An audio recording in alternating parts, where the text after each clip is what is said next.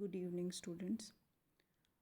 आज का जो हमारा टॉपिक है वो वित्त आयोग का है पार्ट 1 में आपको पढ़ा चुकी हूँ। पार्ट 2 में हम पढ़ेंगे। एक क्वेश्चन आपसे पूछा जा सकता है कि वित्त आयोग जो है वो देश में राजकोषीय संघवाद को कैसे सुनिश्चित करता है। तो राजकोषीय संघवाद को आप कैसे समझेंगे? दो शब्द हैं, राजकोषीय और संघवाद। जैसा कि मैं आपको बता चुकी हूँ पहले पार्ट को पढ़ाते वक्त भी और उससे पहले भी कि हम एक संघीय प्रणाली में रहते हैं, यानी कि दो स्तरीय सरकारें यहाँ पर पाई जाती हैं। तो वित्त आयोग राजकोष के संघवाद यानी कि राजकोष का जो बंटवारा है वो दोनों पक्षों के बीच में, दो स्तर की सरकारों के बीच में किस प्रकार किया जाएगा ताकि वो पूरे व्यवस्था को चलाने में अपना अपना योगदान अच्छे से कर सके, ये कैसे सुनिश्चित करता है। तो ये करने के लिए इस कर को करने की क्या ज़रूरत पड़ी है? हमारा जो संविधान है उसका संघीय ढांचा इस प्रकार से निर्धारित किया गया है कि ज़्यादा कराधान की शक्तियाँ यानी कि ऐसे टैक्सेस जिनसे ज़्यादा इनकम होती है वो केंद्र सरकार के पास हैं। जैसे कि इनकम टैक्स है, एक्साइज ड्यूटी है, आयकर, उत्पाद शुल्क, सीमा शुल्क, ये जो टैक्स हैं ये इनसे ज़्यादा इनकम होती है और ये हैं केंद्र सरकार के पास में। लेकिन खर्चे कौन ज़्यादा करता है? राज्य सरकारें। स्ट्रक्चर हमारी जो व्यवस्था है उसको इस तरह से किया गया है कि खर्चे जो होते हैं, क्योंकि वो जनता के प्रत्यक्ष संपर्क में राज्य सरकारें ज़्यादा होती हैं तो वो ज़्यादा खर्चे करती हैं। तो जो इनकम होगी इसको हस्तांतरित करने की आवश्यकता होती है, राज्यों को देने की आवश्यकता होती है। तो उसके लिए वित्त आयोग कार्य करता है और ये किन आधारों पर बंटवारा करता है या हस्तांतरण करता है? ये किसी राज्य की आबादी को देखता है, यानी कि वहाँ की पॉपुलेशन कितनी है, उनकी राजकोषीय स्थिति कैसी है, यानी कि उसकी जो राजकोष है सरकार का उसकी क्या स्थिति है, राज्य में इनकम डिस्पैरिटी कितनी है, मतलब अमीर और गरीबों के बीच में जो इनकम का अंतर होता है वो कितना है, राज्य का वन क्षेत्र कैसा है, और उनकी परफॉर्मेंस भी इसमें इंक्लूड करते हैं वो लोग। उसके अलावा क्षेत्रफल को भी आधार के रूप में देखा जाता है। तो इन आधारों पर बंटवारा किया जाता है ताकि जो संसाधन है उनका समुचित रूप से वितरण हो सके। अब नेक्स्ट आपसे पूछ सकते हैं वित्त आयोग की आवश्यकता क्यों? तो देखिए इसमें आपको लैंग्वेज चेंज करके कई तरह से चीज़ें पूछी जा सकती हैं। अगर आपसे पूछते हैं कि वित्त आयोग की क्या भूमिका है या वित्त आयोग का क्या महत्व है या संघीय व्यवस्था में वित्त आयोग किस प्रकार से महत्वपूर्ण भूमिका निभाता है, कुछ भी घुमा फिरा कर आपसे लैंग्वेज में पूछें आपको इन्हीं पॉइंट्स पे आंसर करना है, यानी कि पॉइंट्स कॉमन रहेंगे, लैंग्वेज क्वेश्चन की चेंज हो सकती है।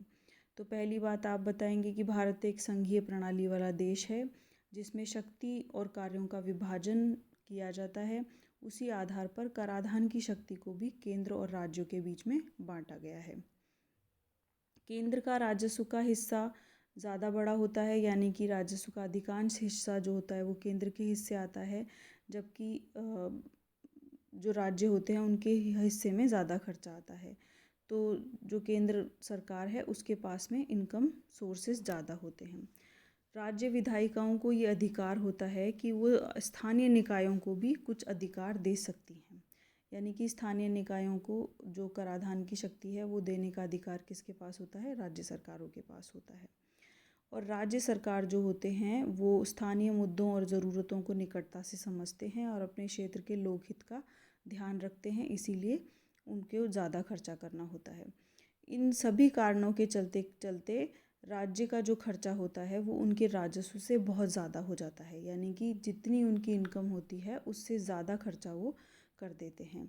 तो इसके अलावा जो विशाल क्षेत्रीय असमानताएं हैं उनके कारण भी कुछ राज्य प्रिविलेज में रहते हैं और कुछ जो है वो कमी में रहते हैं। जैसे कि अगर इसको समझना चाहें तो ऐसे समझ सकते हैं कि जैसे कुछ राज्य हैं जिनके पास में भूमि बहुत उपजाऊ है या फिर उनके पास सिंचाई के साधन बहुत अच्छे हैं। जैसे कि हम पंजाब का एग्जाम्पल दें तो पंजाब जो है वो बहुत ही दोआब में बसा हुआ है, तो भूमि जो है वो बहुत ही फर्टाइल है, नदियों की मिट्टी है, इसके अलावा 5 नदियों का संगम है, तो वहाँ सिंचाई के साधन भी बहुत अच्छे हैं।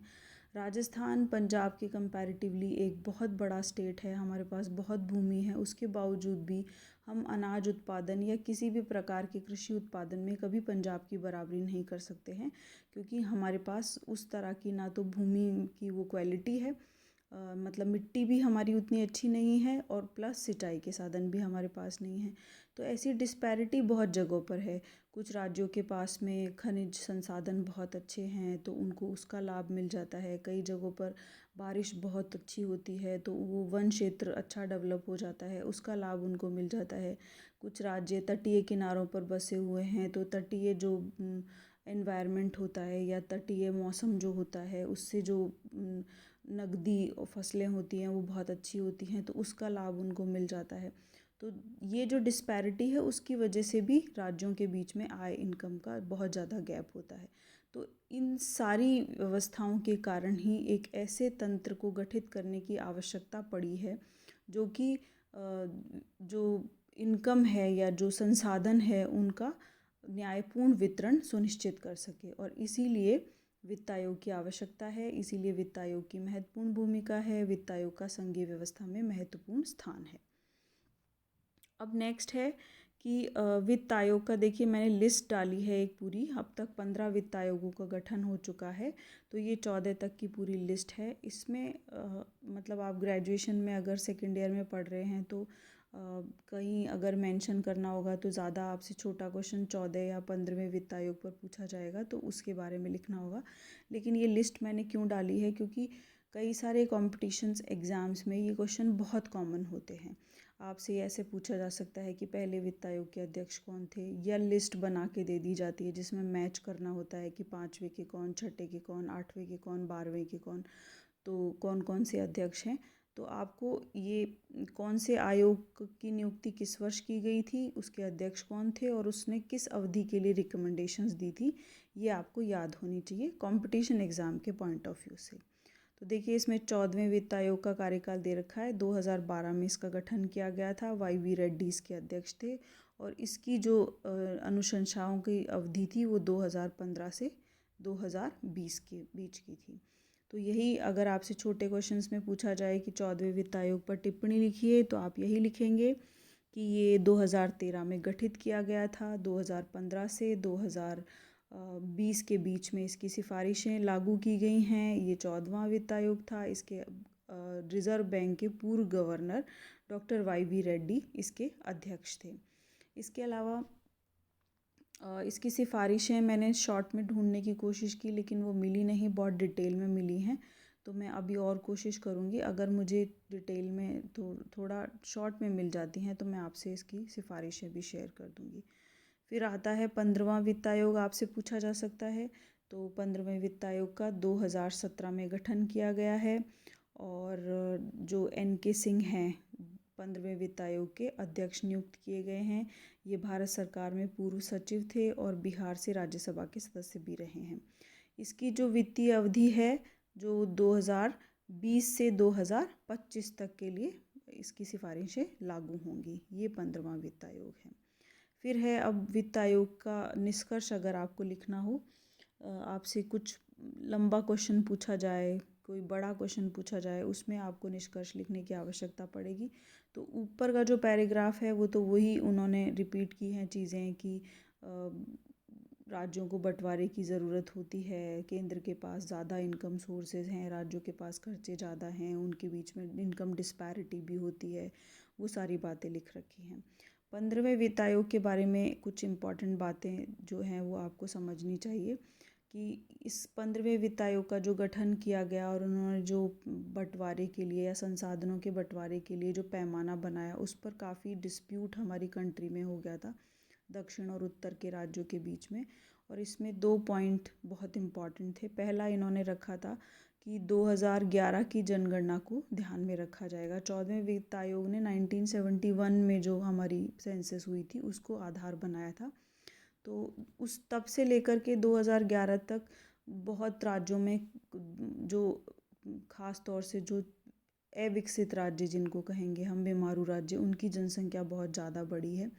तो एक तरीके से ऐसा माना जा सकता है कि जिन राज्यों ने जनसंख्या नियंत्रण पर ठीक ढंग से काम नहीं किया, लोक लुभावन नीतियों पर ज़्यादा काम किया और जनसंख्या जो हमारे देश में एक बहुत बड़ी समस्या है उसको नियंत्रित करने के लिए जो काम करने चाहिए थे वो उतने ढंग से नहीं किए, ये उनको रिवार्ड देने के जैसा हो गया कि उनकी जनसंख्या ज़्यादा है इसीलिए उनको ज़्यादा पैसा दिया जाएगा। जबकि जो राज्य जनसंख्या नियंत्रण के प्रयास कर रहे हैं, जनसंख्या नियंत्रण के लिए उन्होंने बहुत विशेष तौर से मेहनत की है, दक्षिण के राज्य जिसमें शामिल हैं, तो उनको एक तरीके से घाटा होगा क्योंकि उनकी जनसंख्या कम है। तो ये एक दक्षिण के राज्यों ने मुद्दा उठाया है कि अच्छा काम करने के बावजूद ये उनको अच्छे काम के लिए पनिश करने जैसा हो जाएगा।